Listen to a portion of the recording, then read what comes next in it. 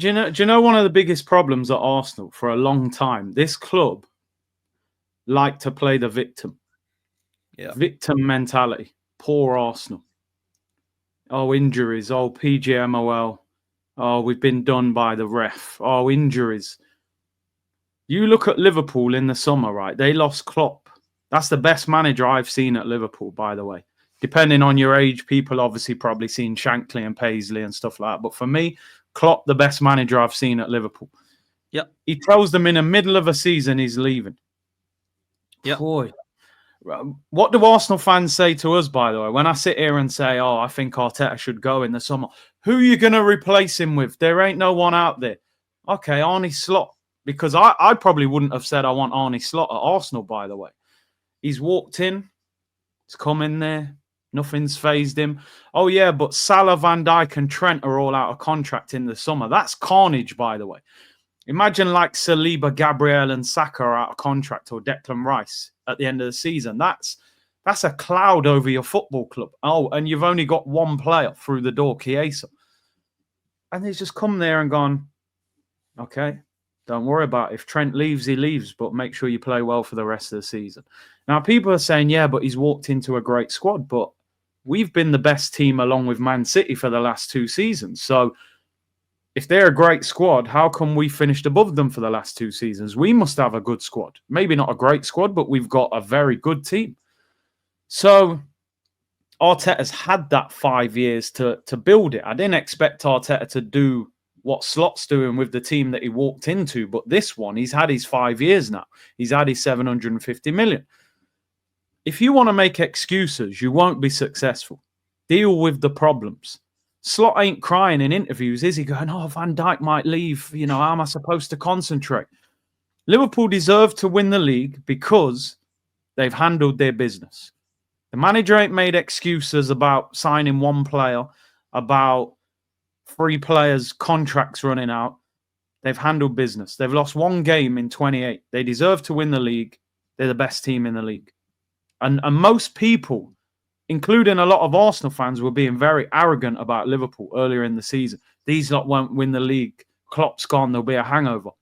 Just shows, doesn't it? But when we come out and other people come out and go, I think you should replace Arteta, they go, oh my God, but then we'll have to rebuild and, you know, we have to start again. No, when you've got a good team, you do not need to start again when you bring in a new manager. All you have to do is slightly adjust things, 1 or 2 things. We need a top quality striker. We need a better left winger, a few good squad players, maybe another centre midfielder. Listen, you're not going to address everything in one window, but deal with the main priorities. Get a quality striker through the door. Get a proper left winger. Get another midfielder. And then get a few pieces to sit on the bench. And that team has got a chance next season. The problem is now, at the start of this season, I said, if we buy a striker, a prolific striker will win the league. I'm looking at it now going, even if we signed Isak, I'm not sure we'd win the title because I actually think there's something structurally wrong with Arsenal now. This isn't just about a striker anymore. This is we don't attack properly. West Ham came to Arsenal with no striker. They scored. Like, they opened us up and they had a couple chances. We are not attacking properly. We don't look like scoring, you know, Martinelli and Trossard and all the, apart from Saka, no attacking player is thriving in this team. And look what it's done to Saka. You know what I mean? It's torn his hamstring. He might not be the same player again. So it just shows that our attack is built purely around him. Because Odegaard ain't the same without him. Havertz wasn't. They've all dropped off since he came out. None of them have been able to say, okay, Saka's out. I'll do the business for the next 3 months.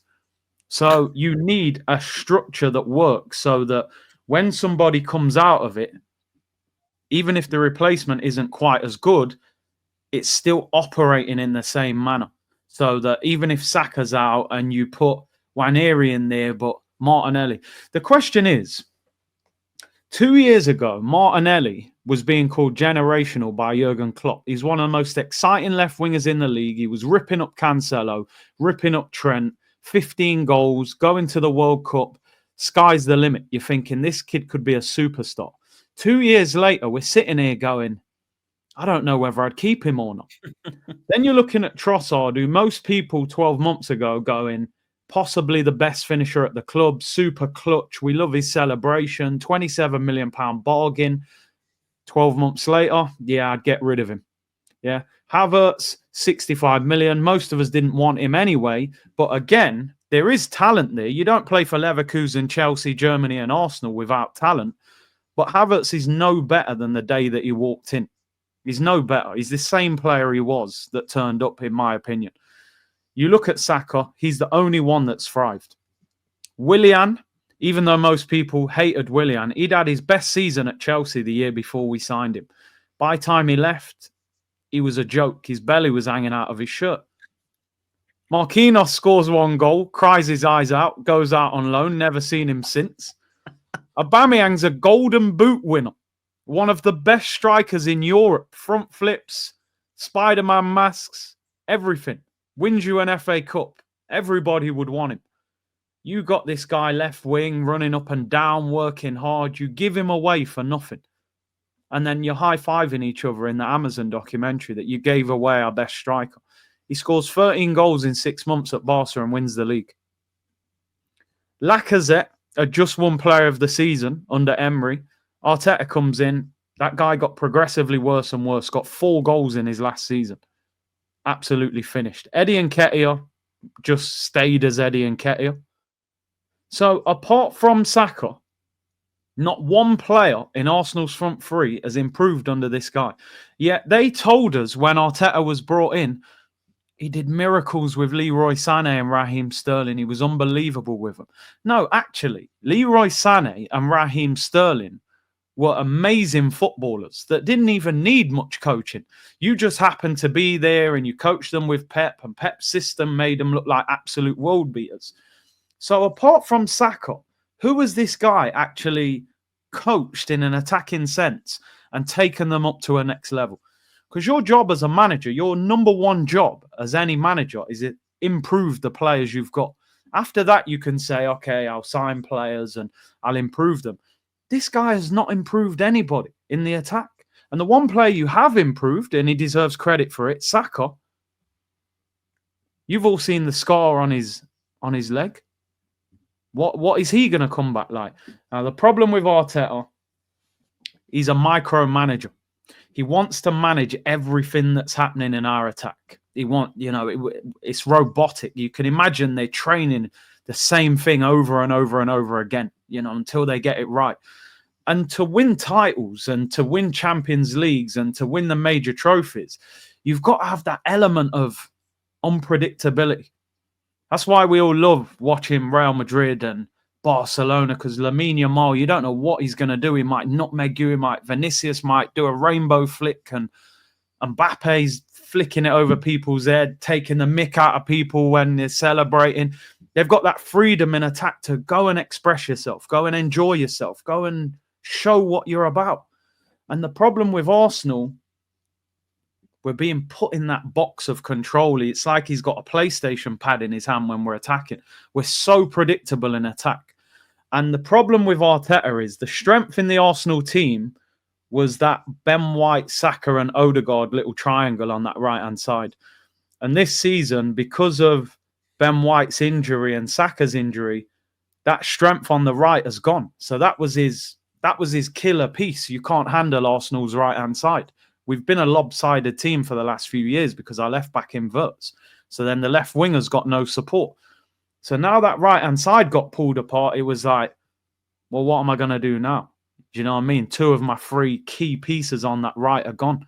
And he's got no plan B. And this is why he probably wants Sesko, because you see what Arsenal do when we're struggling.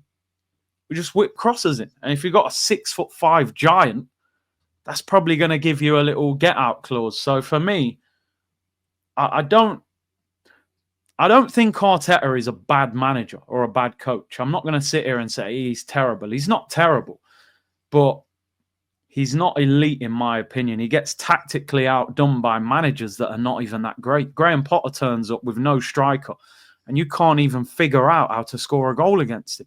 Do you know what I mean? Forest the other night, I thought were poor.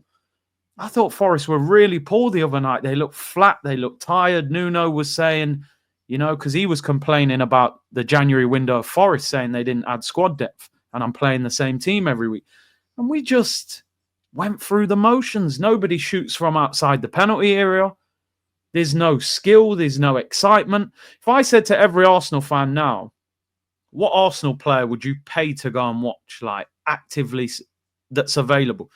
The only one maybe you'd say is Waneri, the 17-year-old.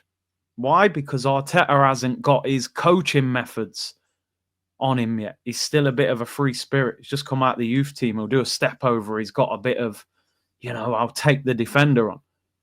I wouldn't pay to watch Martinelli play, bro. I wouldn't pay to watch any of that attack play. So for me, that's the problem. Arteta he wants to control everything. He wants to follow the blueprints of Pep, and the left back always has to invert. Why does our left back always have to invert? Because I watched Kieran Tierney come on the other night and I went, wow, I haven't seen a left back cross a ball like that for about 2 years. But we're giving him away to Celtic because he can't invert, and our left back has to invert. Why don't you mix it up? Get the right back to invert. Or, heaven forbid, why not just play 2 fullbacks as normal fullbacks? You know what I mean? Overlap.